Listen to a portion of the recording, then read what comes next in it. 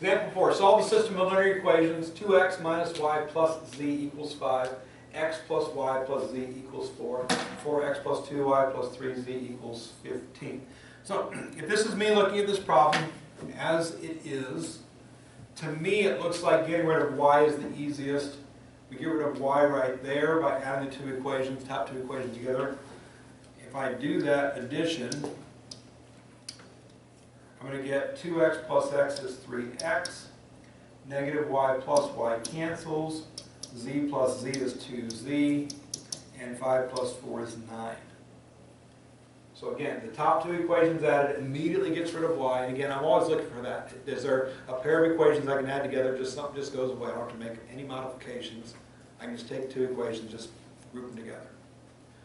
Once I've decided to do that, I've used the top two equations, I've got to get rid of y a second time.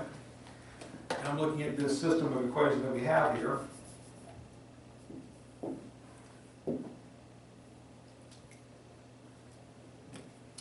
I would probably, if it were me, I'd go with the negative y and the positive 2y. The signs are already opposite. I don't have to worry about changing any signs. I just don't do some multiplication. So if this were me doing it, I would take the top equation and the bottom equation, group them together, but I would have to double the top equation to make the negative 2y I'm looking for to combine with the positive 2y down here. So if I do that, let's see what happens. 2 times 2x is 4x. 2 times negative y is negative 2y. 2 times z is positive 2z. And 2 times 5 is positive 10. So I'm grouping these two equations together right here. That's the top and the bottom, top modified and the bottom. 4x plus 4x is 8x. Positive and negative 2y cancel. 3z plus 2z is 5z. 10 plus 15 is 25. So I've gone from a system of three equations containing x, y, and z down to a system of two equations containing only x and z. Once we get to this point, now we're at decision time again. I want to get rid of either x or z. It doesn't matter which one I choose to get rid of. I just have to make a decision based on what I'm looking at. If this is me looking at it, I'd probably say let's get rid of z because 2 and 5 is smaller than 3 and 8.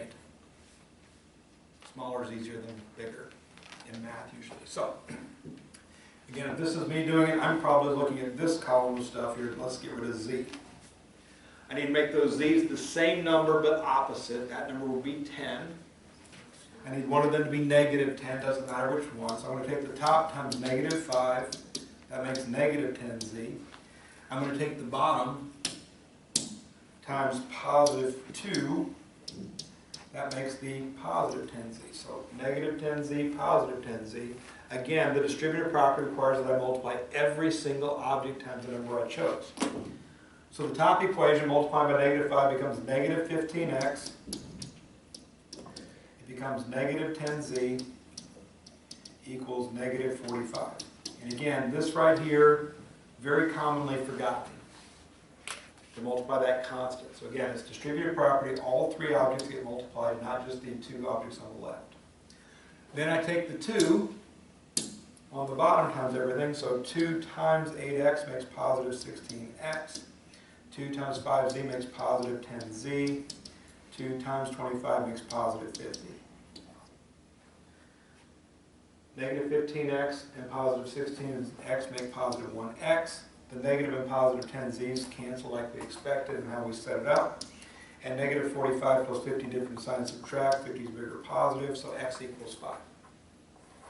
So again, as I find stuff, I'm going to write my answer. So I've got my ordered triple here, comma, comma. X goes in the front slot. X equals 5.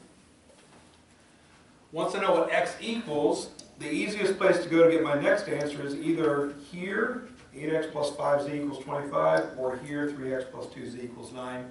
To me, the 3x plus 2z equals 9 looks easier because the numbers are smaller. So x equals 5. This x is going to change to the number 5. So this equation becomes 3 times 5 plus 2 times z equals 9.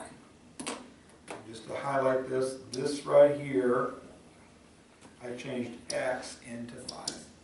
Everything else stayed as is. Again, either equation would have done, but 3x plus 2z equals 9 was smaller. 3 times 5 is 15. Move the 15 to the other side and change its sign, so 2z is equal to negative 6. We divide by 2, z is equal to negative 3. Z goes in the end, so negative 3. So now I know x equals 5, z equals negative 3, and I got to go back to one of the main equations here.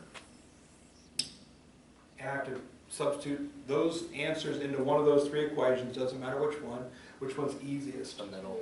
The middle, right?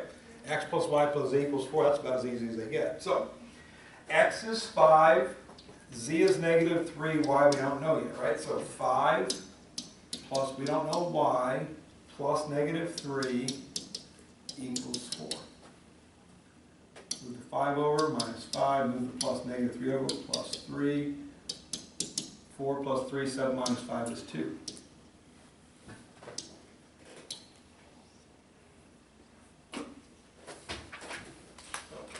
Summation.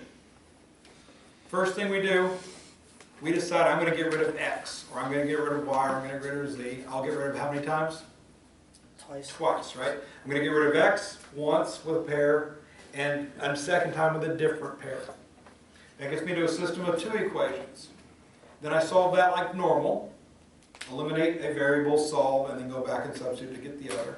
Once we have both those answers, we go back to the main problem, pick the easiest one we think, stick our numbers in, and get the third answer. Write our answers in order triple, circle your final answer, put a smile on your face because you know what you're doing. It's really not that much more, or that much harder, it's just more stuff. Yeah, that's right.